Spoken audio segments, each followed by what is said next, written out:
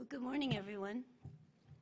I want to thank the Century Foundation for organizing this and thank Secretary King for those amazing comments. I really have nothing else to say after his speech, so I'm just reinforcing several things here today. So I am one of the authors of the Century Foundation report, How Racially Diverse Schools and Classrooms Can Benefit All Students, that was released earlier this year. And I'm Amy Stuart Wells, but I have two co-authors, Lauren Fox and Diana Cordova-Coba. So just to start off with, how many of you have been on campus college tours recently? You have kids going to college? Yeah. So my son's going to college in the fall, and so we spent the last year and a half touring college campuses and listening to info sessions and the campus tours, you all know. And repeatedly, the main factor that came up in terms of why this was a great place to go to school was the college diversity of the student body and the educational benefits that students accrue from that diversity. And so I'm sitting here as a K-12 researcher who studies segregation and inequality and looking around the room at these high school seniors and thinking, what have we done in K-12 to prepare them for this, right? The other issue that we face is that we're hearing, as the Secretary mentioned, repeatedly from employers about what they need in terms of their workforce. They need employees who can work cooperatively with diverse colleagues, who can cross cultural boundaries, who can learn from people with different backgrounds. Employers want employees with experience sharing ideas, experience and different points of view, and approaches to working with diverse groups of people. In addition, we know that the parents of the public school population now, increasingly the millennial generation, is one of the most diverse cohorts that we have. And we see in surveys of their racial attitudes that they're much more open to racially diverse communities and interracial marriage. So obviously our K-12 population is changing quickly. We now know that it's not predominantly white, non-Hispanic anymore. And we also want to question, can racially, ethnically, and culturally homogeneous schools be the best settings to teach students for learning in our global society? So as our K-12 public school population changes, it's hard to fathom how racially isolated schools, be they all white, all black, all Latino, or all Asian, can adequately prepare our children for a global society. We all know this intuitively as parents. I've interviewed thousands of parents about these issues. But in case we need social science evidence to support our intuition, I'm here to summarize that very briefly. So in our report for the Century Foundation, we actually had 176 footnotes.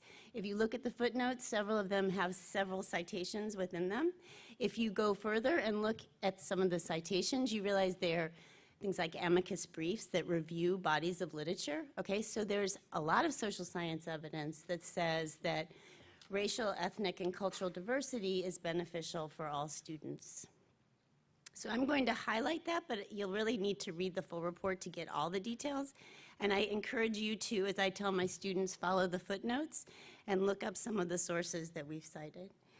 So first of all, we know from the research on school desegregation that racial diversity has in the past and continues to close achievement gaps.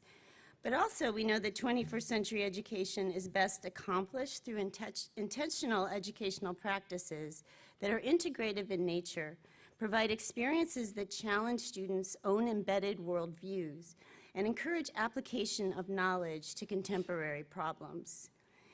We also know that you learn deeper and smarter if your own worldviews are challenged.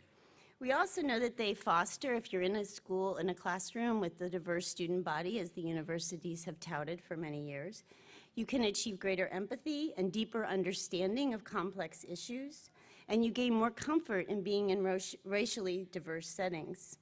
One of the most interesting findings we highlight in the report, and it relates to recent issues of police brutality and issues of racial conflict in our society, is this notion of implicit bias, right? This understanding of this subconscious bias that many of us hold in dealing with people of other racial ethnic groups. What we're seeing from the research, particularly in higher ed, is that learning in racially diverse settings can actually reduce implicit bias, implicit bias, when it's acting on you, can disrupt your cognitive functioning Therefore, we see benefits to all students of learning to get past those biases and being more comfortable in integrated settings. In addition, we see that learning in more diverse schools has greater democratic outcomes as students become more engaged in terms of civic participation and more of a sense of a collective understanding of the public as they move forward in a democratic society. So we have a set of recommendations that we highlight in the report around changing policies and changing practices. We know that the K-12 policy context has taken us in the wrong direction for the last 35 years on issues of racial integration. But we also know that at the current moment in history, we're seeing metro migration patterns that are leading to more diverse suburbs and gentrification in our urban areas. So we have several places where there's a diverse, de facto form of diversity occurring through changing residential patterns. This needs to be supplemented with thoughtful policies around housing and public education. So we need to redefine what good public schools are in terms of preparing children for the 21st century. And we need to prepare teachers for working in those. And schools of education need to rally, as Teachers College is trying to do now, where I'm from, to help prepare teachers for more diverse schools and classrooms. So the best schools, according to this evidence, may have slightly lower test scores than more homogeneous schools of privilege that are predominantly white or Asian.